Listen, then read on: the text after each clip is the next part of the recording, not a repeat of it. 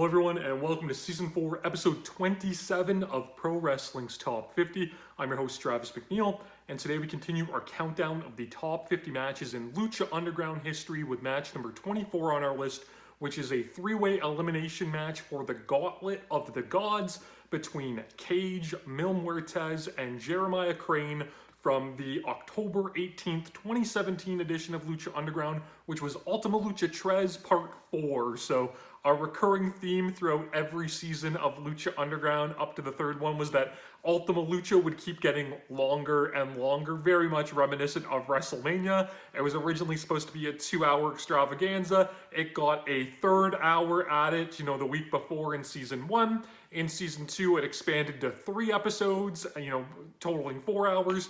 And in Season 3, it expanded to 4 episodes, totaling 5 hours, just trying to cram everybody on the card in as many matches to close as many feuds as possible. So we've talked about the Gauntlet of the Gods. You can go back to match number 50 on our list for a very detailed explanation as to what that was. Essentially, Dario Cueto bestowed the gift on Cage when he won the unique opportunity best of 5 against Tejano. He got to wear this glove. Basically, it embodied the spirit of a god that was supposed to possess and overthrow, the body, essentially bringing this god back to life, but Cage was much too strong to allow it to overcome. So Dario started to look for other people to wear, this gauntlet, knowing the power that it brought, wrestlers would start to fight over it. Katrina wanted it, for Mil Muertes. Jeremiah Crane got wrapped up into this because, he was in love with Katrina, so basically wanted to bring it to her. And of course, Cage, was the current, owner of the Gauntlet and obviously wanted to retain that. This match is very similar to the three-way to the Grave Consequences match that we talked about in a previous video. It's got 2 of the same guys, except we're subbing in Cage for Phoenix. This match is even better than that one was. It is action-packed, it is brutal, it is bloody, it is spots galore. It is so much fun.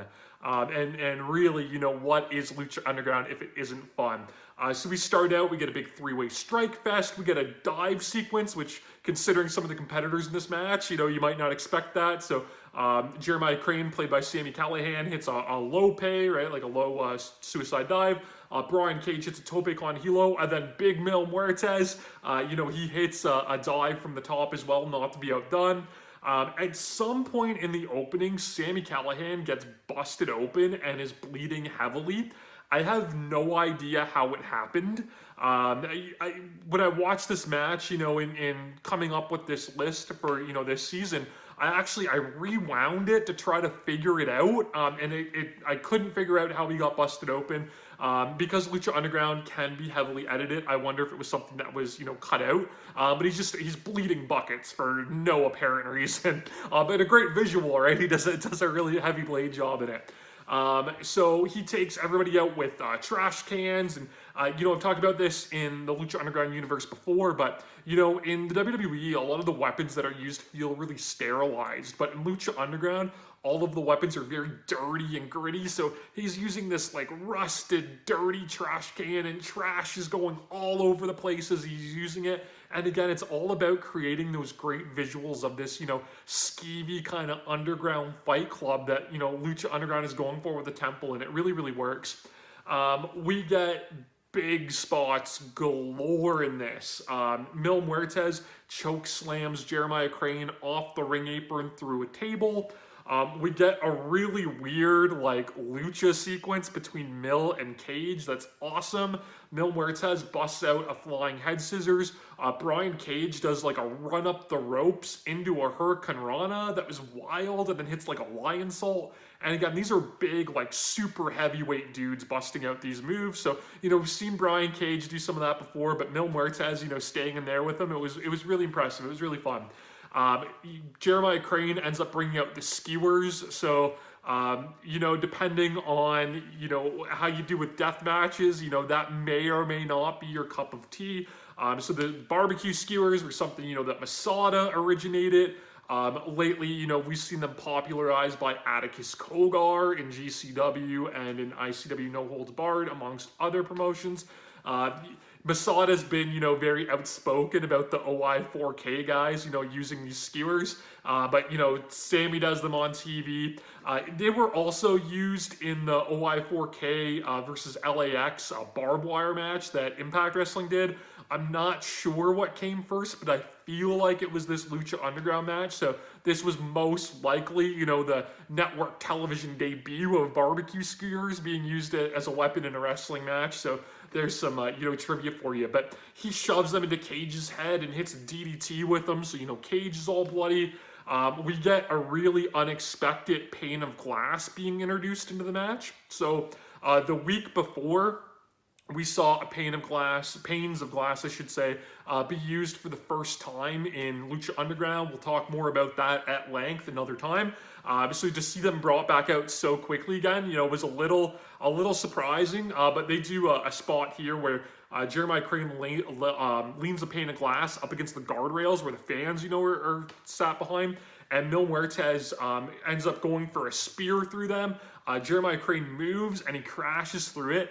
No sells it, which, again, depending on how you feel about no sell spots in wrestling, you may find that to be a little eye-rolling, but it's Lucha Underground. Mil Muertes is this undead, godlike creature of a man, so I thought it was awesome that he no-sold this crazy glass spot, and he's cut up, and he's, blood everywhere. It was really, really great. He powerbombs Sami Callihan on the ring apron after no-selling it. Cage hits him in the head with the hammer. It's crazy, crazy stuff that these guys are doing. And then the biggest spot of the match, maybe even bigger than, the glass that's already been used, is Cage hits his deadlift suplex that he's known for. Deadlift superplex, I should say, where he stands on the middle rope and hulks the guy over the ropes into the superplex. He does that on Jeremiah Crane, but he does it from the ring to the floor on top of Mil Muertes, who's lying on two tables. Brutal spot. All three guys were down. The crowd's going nuts. It's really, really good stuff. This match was an elimination match. Dario Cueto actually made it an elimination match right before it started because he wanted, the right, no funny business, right? He wanted a rightful winner to lay claim to the Gauntlet of the Gods. So Cage picks up the first elimination, putting Jeremiah Crane out with Weapon X, which is his gory special flatliner move that he does. It's really cool. We get a really strong finishing run here too with Cage and Mil. It maybe slows down a little bit from, the bang, bang, bang, brisk, crazy pace that it established early on, but it's still really good, still full of big spots. Cage hits a twisting elbow drop that I talked about him hitting in the Matanza match. On Mil, it only gets 2. Jeremiah Crane interferes with a chair and goes to work on Cage with it. Again, at this point, he knows that he can't win the Gauntlet, so this allows him to get a little bit of revenge on Cage, but also help Mil win, therefore keeping Katrina happy, so I thought that was really clever. Cage manages to rally through that, though, and make a bit of a comeback.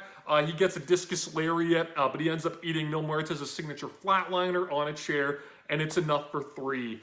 Post-match, we got a really fun return angle here where, Katrina has the Gauntlet, but we get the return of King Cuerno, who we hadn't really seen at all in Season 3.